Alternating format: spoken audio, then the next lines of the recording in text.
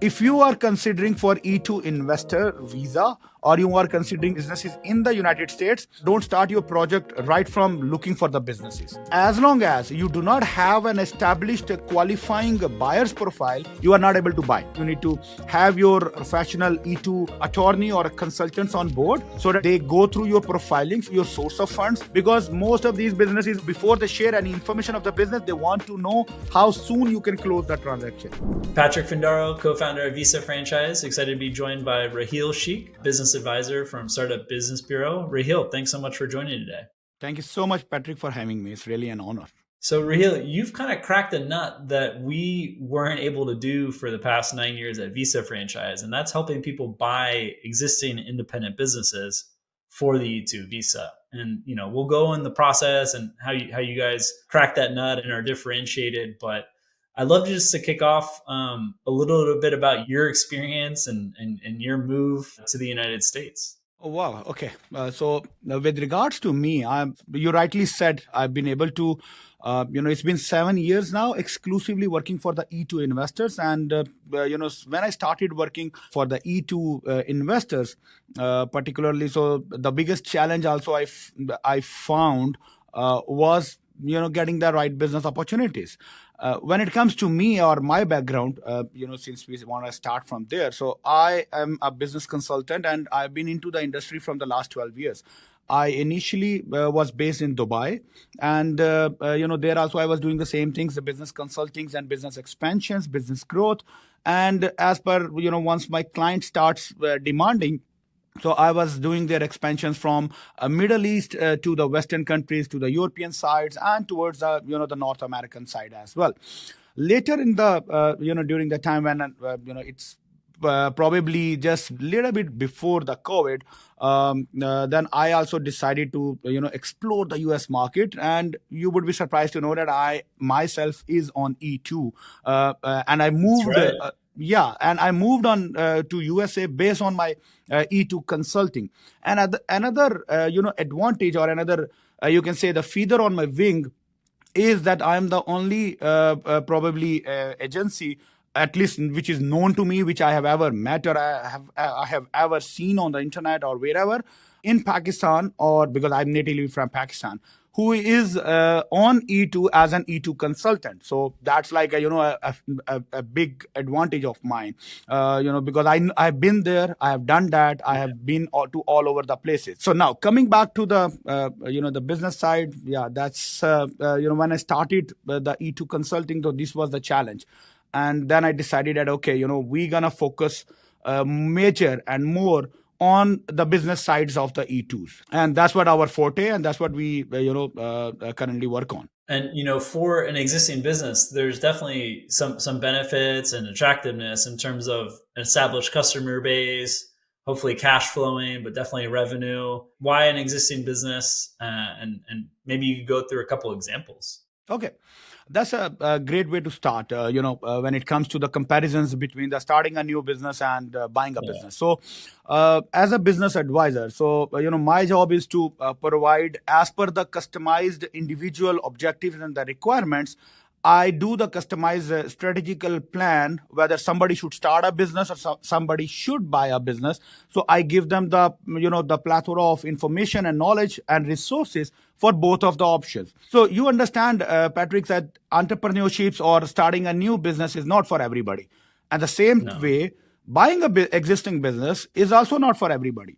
So everybody's individual requirements are different. So, for example, if somebody is having a higher risk appetite, or somebody wants to be that the cool entrepreneur who want to build a startup, or who want to become the CEO of a startup and go towards the fintech routes, or the tech-based startups route, then of course starting a business is much better way for him.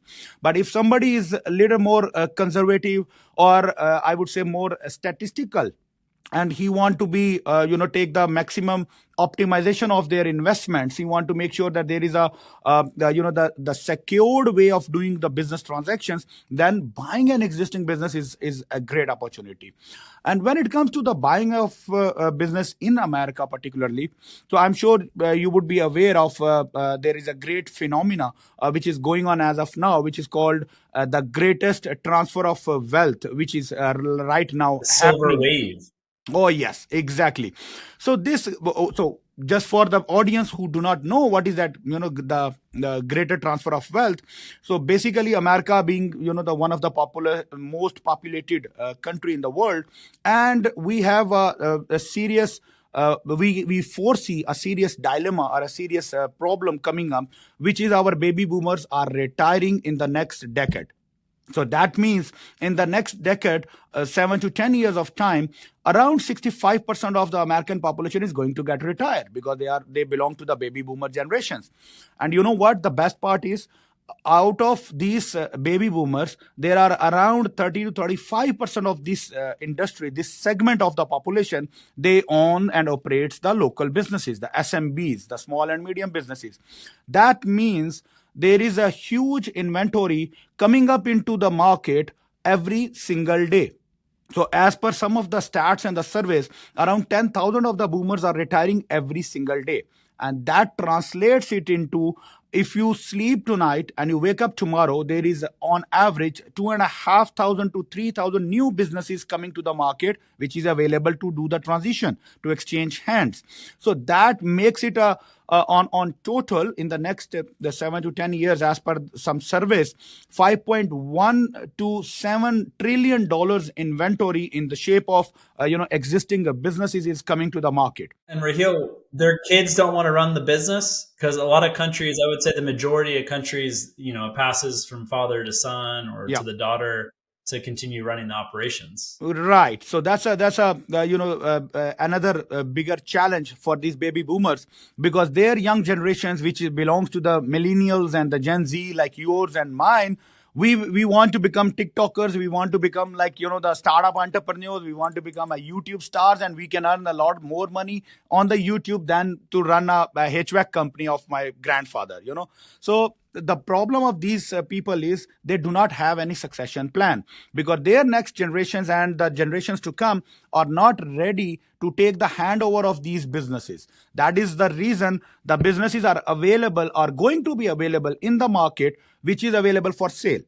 And as per another stats, around 65% of these SMBs, the small medium businesses, are profitable, which means that our ancestors, they have worked a lot on these businesses, and they have already made it to a profitable scenario. So when we review these kind of stats and information, that makes much more sense to buy an existing business as compared to starting a new one, as long as you do not have to go through some inventions or some brand new projects which you really want to be cool and proud of. So that's one of the biggest reason the starting of business, buying a business is a way better way of building or making your next investments when it comes to America. And Raheel, what type of businesses are we talking about? Like what kind of businesses do your clients usually invest in for the E2 visa? When it comes to the business industries, that's there is a wide variety of the industries available. So number one, if I talk about from buying businesses or taking advantages of established businesses, is of course the franchise businesses, where somebody has already gone the way, he has tested the water, he has he has been there, he has done that, and Franchise he has resale. achieved a success. So Yeah. franchise business is a great opportunity when you come to buy.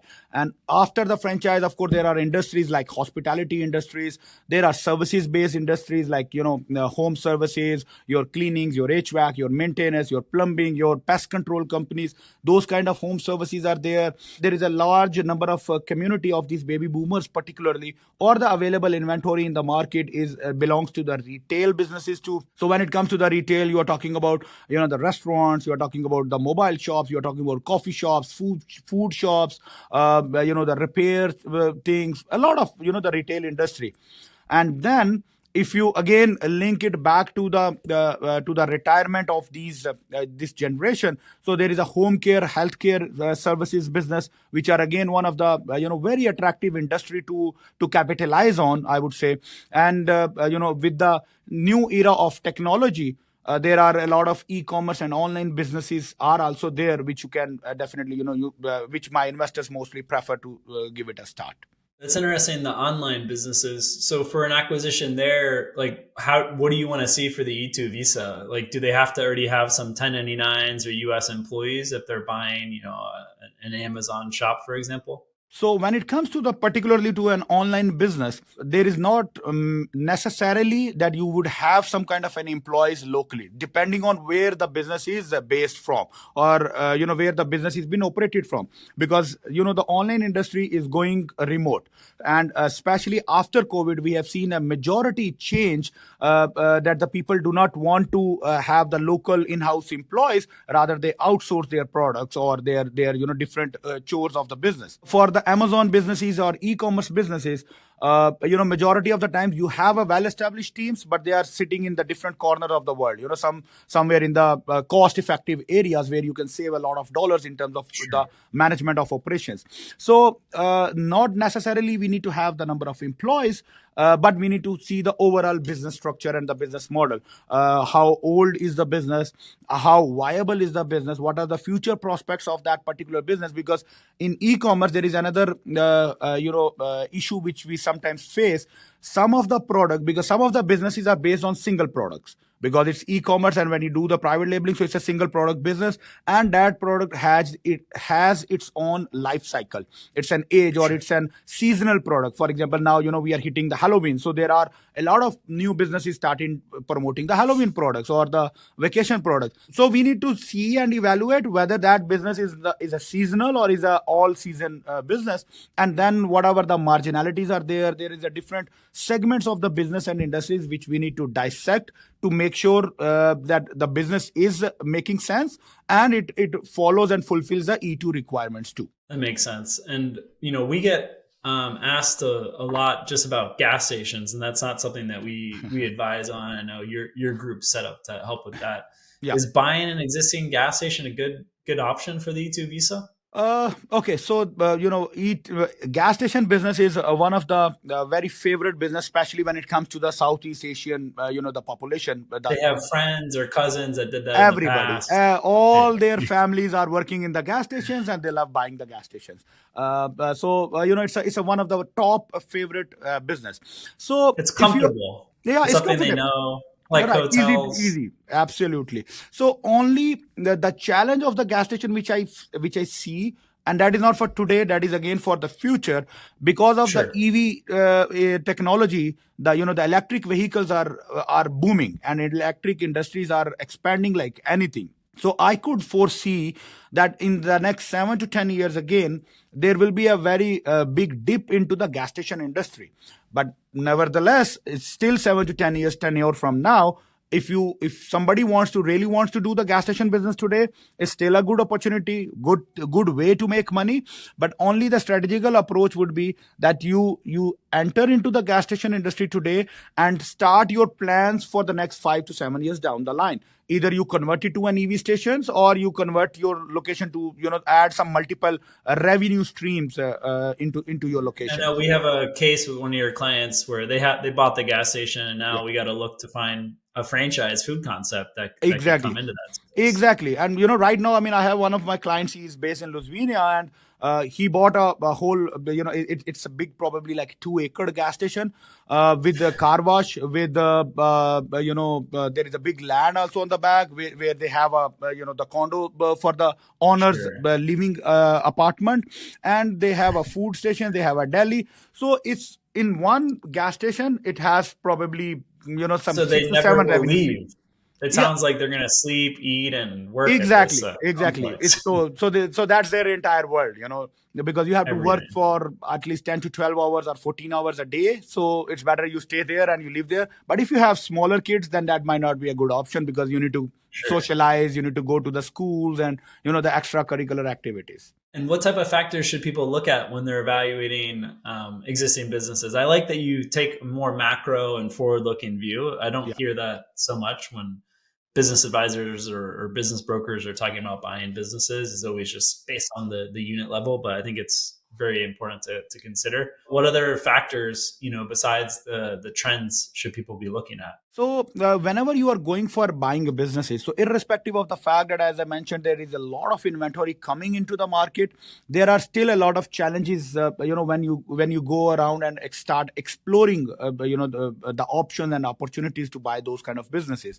So the key factors which I usually recommend is the first and foremost. Of course, you need to see the numbers. You should be able to understand the business numbers, the business viabilities and business profitabilities, because that's the only reason you are entering into a buying business industry. So you need to make sure that you perform a very strict and stringent due diligence, and the entire the financial reports and the financial records of the business, you need to make sure that you are reviewing it, or you are taking a professional help. That is the best way to get the things done. So take a professional help and review the business financials first, and then after the financials make sense, then you need to understand the overall industry and the market conditions. If there is some particular business which is again a diminishing industry, or the business might get obsolete after the moment you take over. So you need to make sure you understand and review the industry trends very effectively and efficiently. And then after that, you need to since you are buying the business with regards to the E2 investments, so you need to make sure that you check the business should meet the substantiality requirements and the marginality requirements as well. What do you want to see for each of those, for substantiality and then marginality for an existing business? Yeah, so substantiality means, I mean, okay, so for example, there is one of the guy who calls me maybe like last week, and he happened to find one small store. It was a convenience store, which was probably 150 miles outside the city areas in some, lonely suburb area, the standalone shop, individual. And that shop was making around, let's say, $500 to $700 sale a day. The sales price was $15,000 only, because it's just sitting in the middle of nowhere, literally. And the guy was very attractive. Oh, like $15,000. Should I buy that business? I mean, I don't care even if it is the best business in the market, but that will not meet the substantiality requirements of your E2. You need to have your reasonable amount of money to put in. So that is one kind of an example. You usually want to see what, like 100K? 100,000. 100,000 is I know change of status. We've had approvals for less than that, but less than it that, seems right? like consulate level, the substantiality Every requirement usually counselor is has a 100K. different substantiality. Like for example, if you go towards the Canadian consulate and you compare it with the Karachi, I mean, you cannot match. So you naturally Canadian consulate Canada is seems like 80K checks the mark, and we had a exactly former consulate staffer that right. says he's had a lot of cases approved sub 50, but you're going to have a lot of scrutiny if you're just investing Absolutely, and fifty especially thousand when it dollars. comes to the change of status scenario, the 50,000 works very well. But That's the true. thing is, Patrick, I don't know about yours, but in my case, I don't want to market it as a $50,000 investment product, because then everybody who does not even have the additional resources to justify that 50,000, Yeah. everybody would start jumping in. So No, so it yeah, I think if you're gonna do this, whether it's starting a business, starting a franchise, buying yeah, an existing business, you got to have at least 50K to live off of, exactly, for the like next your operating year capital. to support your family. I would say operating capital. There's like operating capital for the business of what, 15K or whatever, working capital. But then just like aside, like maybe the business dips and you're having issues. I've seen it with franchising where people are tight on cash Right, and they don't spend money on marketing, right, and then it just becomes a death cycle and they go exactly. down. Because you Where if don't they have a have that marketing extra budget means you do cash not for have their a head, revenues. Yeah, or maybe the spouse gets a job and is able to start making money for the family. absolutely. So I always recommend my people, my investors, that at least a reasonable amount of 6 months of your personal day to day Exactly. kitchen income or rentals and the cost of education and the insurances and taxes and all those things, that is called as a cost of migration, which you definitely need to have in your pocket, other than capital and operating expense of the business. And it's going to depend, if they're Yeah. moving to Miami, it's probably going to be 10K a month. Yeah. Where if it's Right. certain parts of Texas, it could be as low as 4K a 4K, month for the exactly, exactly, and everybody's lifestyle and a family size also. Not to forget that, because families. if I got one of my clients from Middle East. He has may God bless him. He has 7 kids, and That's now awesome. Yeah. he's and 3 of the kids are going to the universities. I mean the colleges. So. Now he is telling me like, okay, $50,000 business. Should I buy? I said, I mean, what? In which world are you coming from? Like that business is Yeah, not he's got gonna to give. be making at least 12K a month. Exactly. So the cost of living varies from your different aspects. So you need to consider that cost of living too. If you have a family of 3 or 4 and you are living in somewhere in the mid of Texas, yes, 4,000 is a decent money for you to survive. So Yeah. that's something which you need to definitely consider. And another, I would add another aspect of the business consideration is the business should have, at least, if not today, then at least in the future, a potential to create the jobs. Because again, when we link it to the E2 requirements, so we should make sure the business has a potential that once it grows, it would have a requirements of getting more employees and getting more help from the market.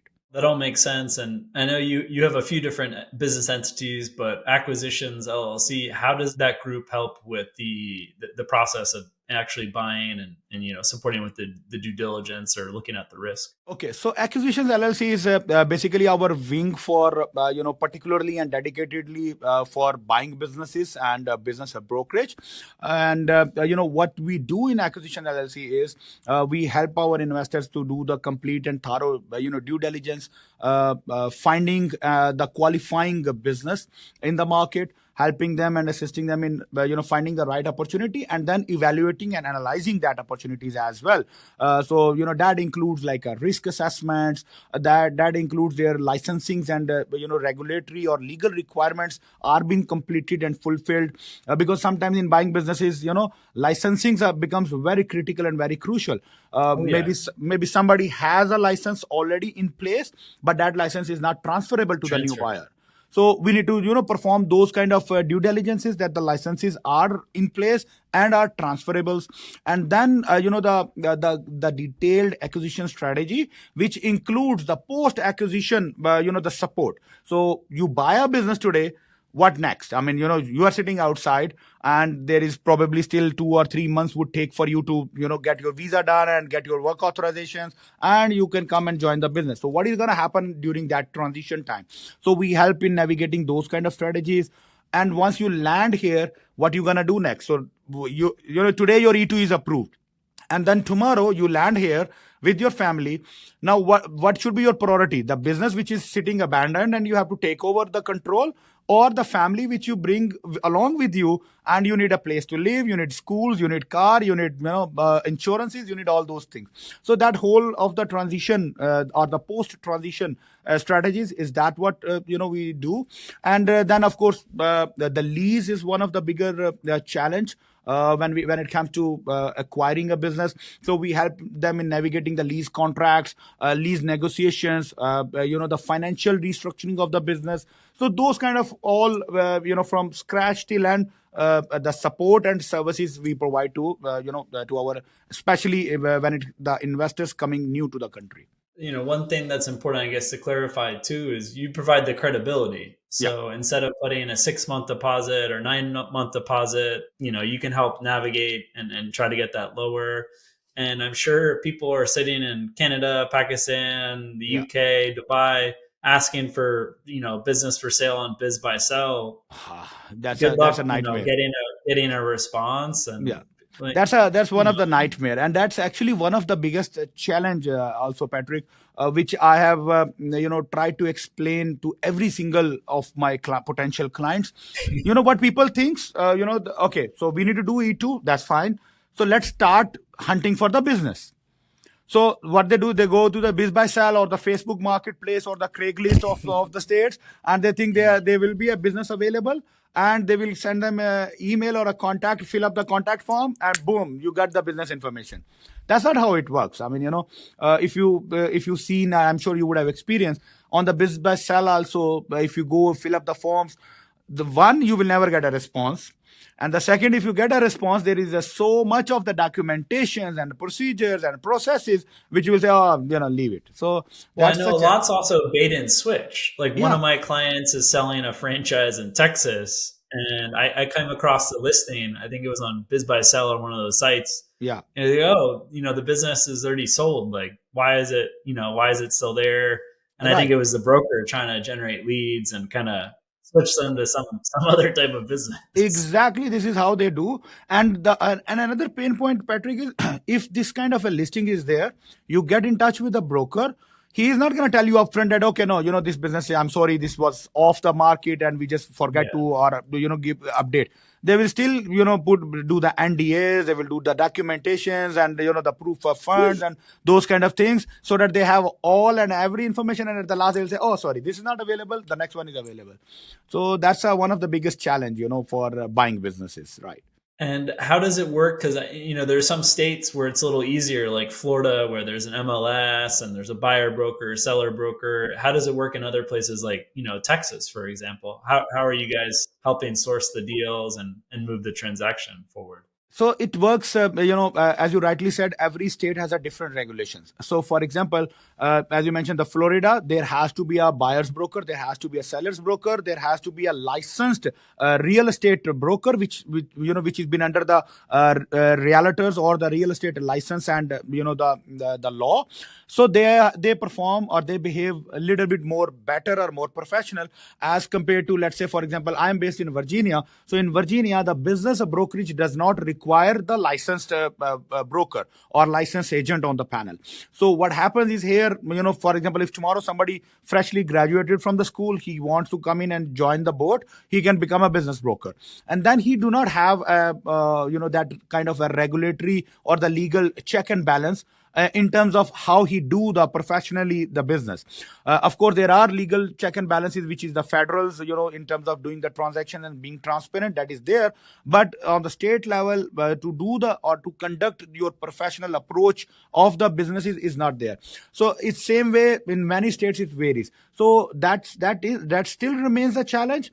But what we do and how we can still somehow try to navigate or jump over these kind of obstacles is through our offline brokers network. So let's say if we talk about California, Chicago, Florida, New York, New Jersey, Texas, so those are like the top favorite destinations for international investors. So we got plenty of good brokers, the business brokers Sure. on our panel already. So not necessarily we always go online, but we go offline as well, and we try to find the local deals in that market. So that helps and gives us a little bit of advantage as compared to the standard practice. And what type of volume are you seeing, like on a monthly or annual basis? Like how many people are you helping navigate buying an existing business for the E2 visa? When it comes to the buying a business, so particularly for the E2 visas is a separate segment, and in general, because sometimes we do get the local investors and the local leads as well who want to buy the businesses locally. So local Sure. volume is of course quite high, but for the E2, particularly if we talk about, so we have a very decent number of E2 investors every month. So but okay, so there are for E2 investors, which is on my agency portfolio.